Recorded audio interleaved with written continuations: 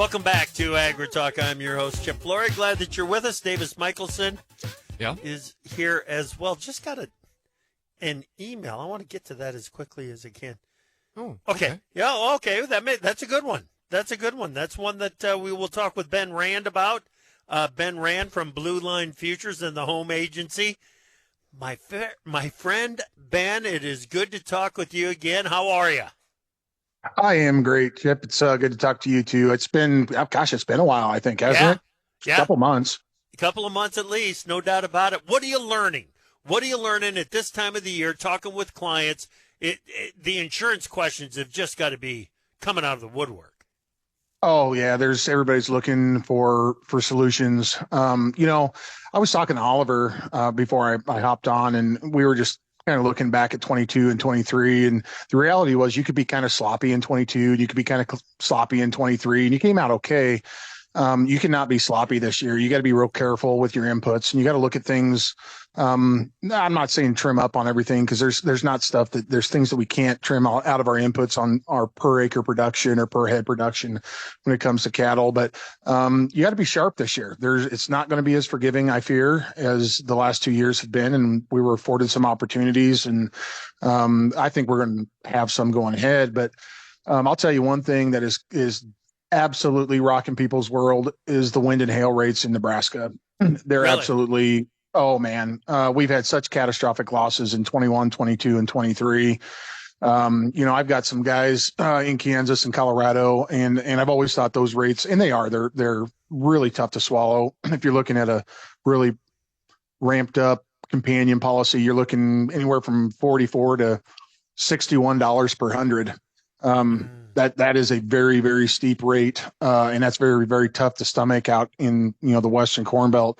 But after the horrible winds and hail and stuff that really stretched across central Nebraska, a number of companies were forced to take, and I'm serious, it's really substantial rates. We've been trying to run ads on the radio to tell people to look at them early.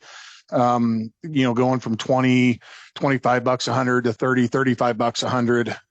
It just really got tough. So it's a tight market when it comes to that wind and hail, and what is traditionally, there's a lot of seed corn grown in that part of the world. That's high dollar acres. Yep. They all have irrigation on them. And that's another thing, the pivots. Oh my goodness, go try and buy a new 7-tower, 10-tower pivot with a corner arm on it. You just hope and pray that those puppies don't flip over this year. So right. I'll tell you, the number one thing when I sit down with somebody and we're trying to come up with an insurance plan, the first thing I do is I ask them, I say, hey, what are your concerns for the year? And it varies. I cover I'm licensed in 28 states now, huge territory I run across, and it varies. You can talk to somebody on the Missouri River over by you versus a high desert farmer out here in Western Nebraska. All the plans are different and everybody looks at it different. But I am here to tell you the number one thing everybody's talking about is 466 spring price. Yeah. We had a couple of years at 590, 591.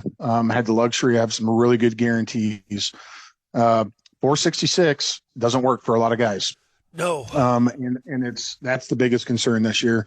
That and then the wind and hail rates in the Western Corn Belt are getting really tough to handle. Okay. Yeah. Okay. It's high price, but you don't do without the wind and hail out your way. No, you can't do it. I mean, you're going to get hit every year. I got some of my best clients and friends down in Goodland, Kansas, and I went down there on a Monday to adjust some hail. And so hail's a private market product, and our agents at the home agency, we adjust our hail for our clients. We're out in the field when the adjusters are there. So when we have a hail event come through, we're actually out there with the adjuster and the farmer, explaining how corn staged and what the defoliation is and why it's getting this and why it's not getting that. And I went down on a Monday and I came back 10 days later from Goodland last year. It was supposed to be a day and back trip, and the hail damage was just really hard to fathom, is the only way to put it. And so after consecutive years of that, the insurance companies are just forced to raise rates because it's not sustainable where it was. Yeah. Okay. And then the 466 spring price on corn, spring price on revenue coverage. It like you said, it's not like you can go and buy an 85% coverage and cover break even right now, is it? No, you can't. So there are some add-on products that you can do. SEO gets you, like if you're at 70 or 75, SEO can get you up to that 85, 86 level. And then Yep. the ECO can get you up to the 95% coverage level. But, there's some considerations with those products too. Those are area plans. They run off of county averages.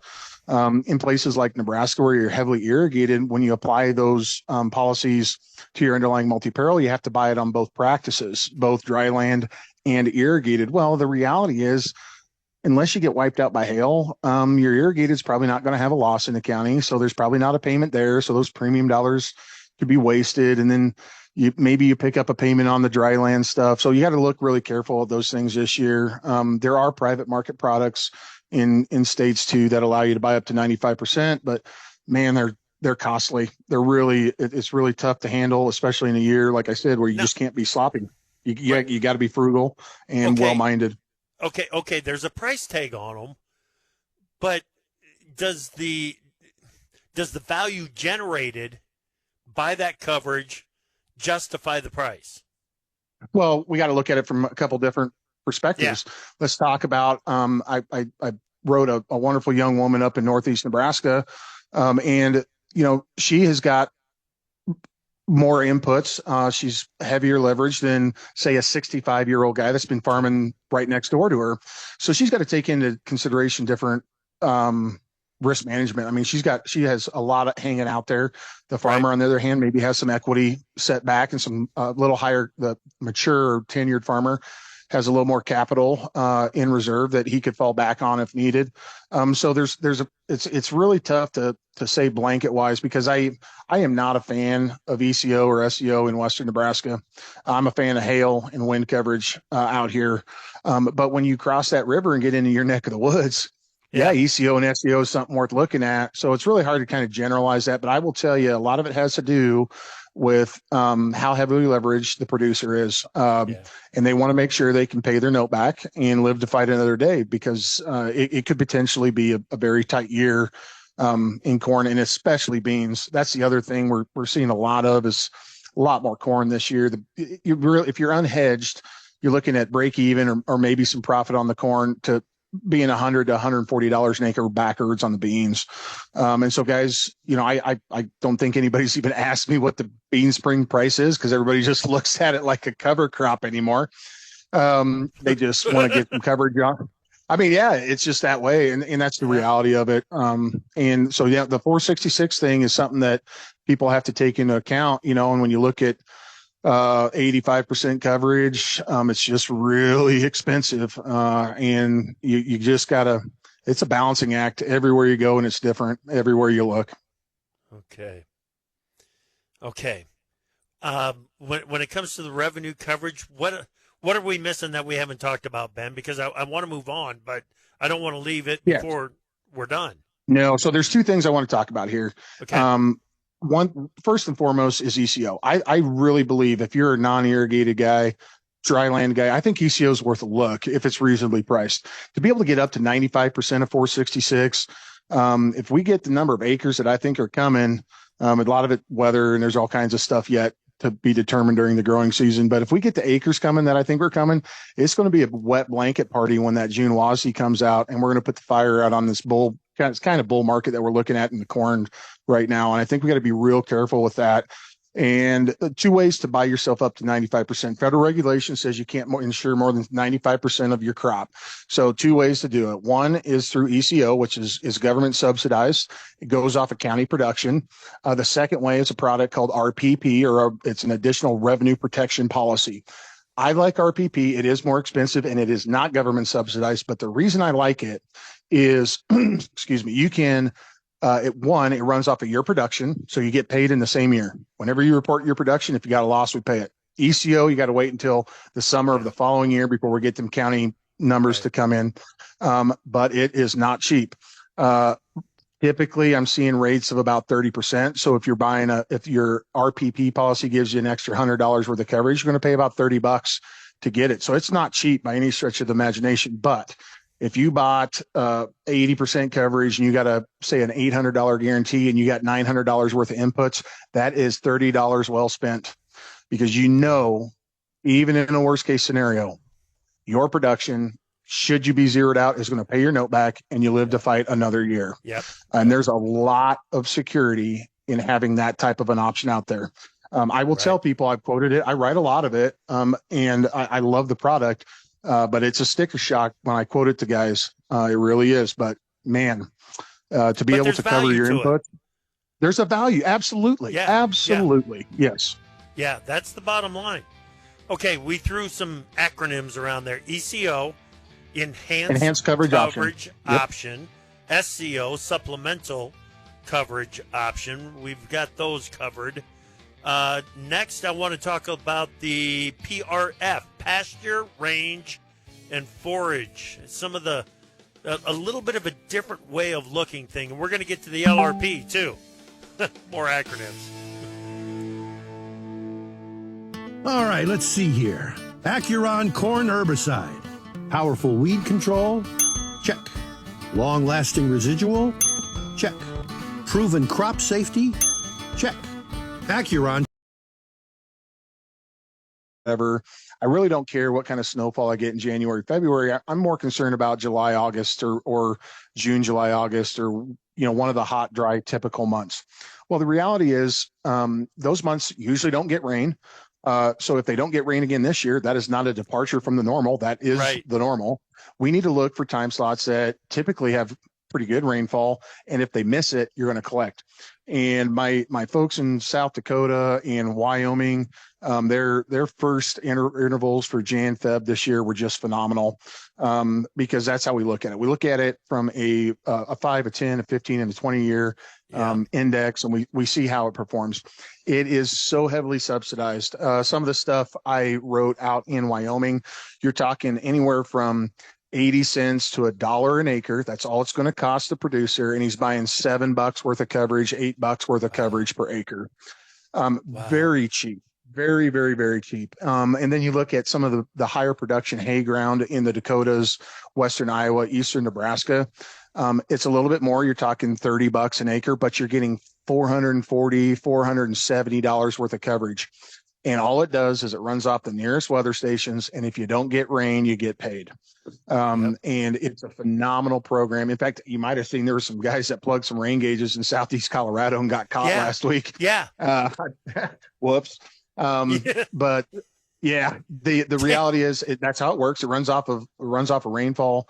And it is a phenomenal program. If you are a cattleman and you run cattle on grass somewhere west of Missouri River, you absolutely have to look at this. It's just a great program to help supplement feed costs in the years you don't get rain. So yeah, I'm a huge. It's exploded. It's a great program for those guys that have cattle on grass or guys that hay. Right. Okay. Now PRF versus weather derivatives. Yes, sir. What's the difference?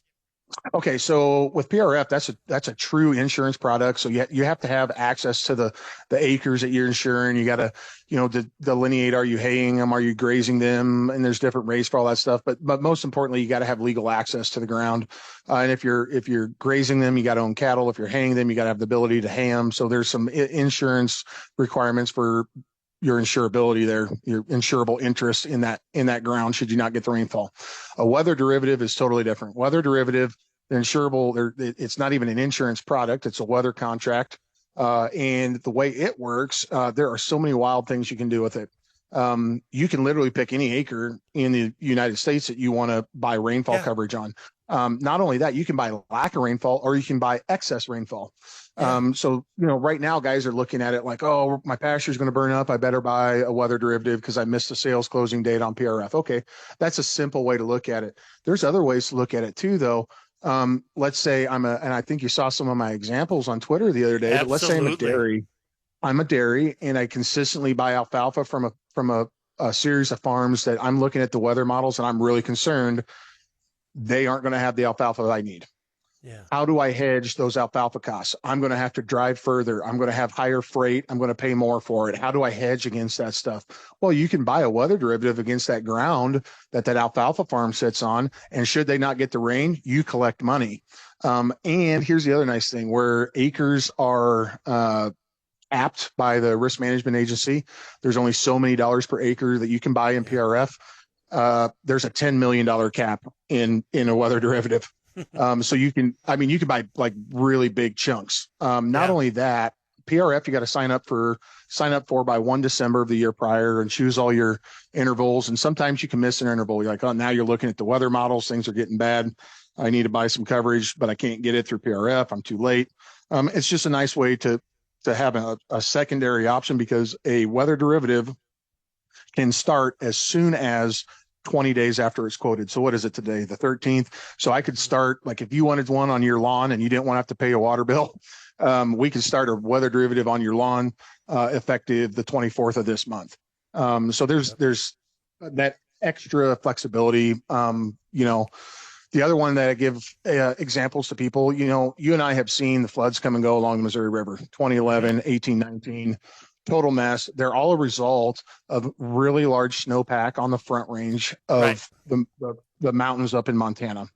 And that those farmers that farm along the bottom there, they can actually buy an excess precipitation. So we have more than the normal, and they can buy it against the front range in Montana, because they know if there's way too much snow in December and January in Montana, that they aren't going to be able to run the planter across those acres in Council Bluffs, Nebraska, or Council Bluffs, Iowa, or Blair, Nebraska.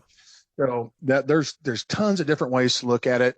It is more expensive. Weather derivatives are not federally subsidized, so they are a higher rate. Yep. See, but Ben, this all gets back to what you said is the first question that you sit down and ask a farmer when you're trying to figure it out.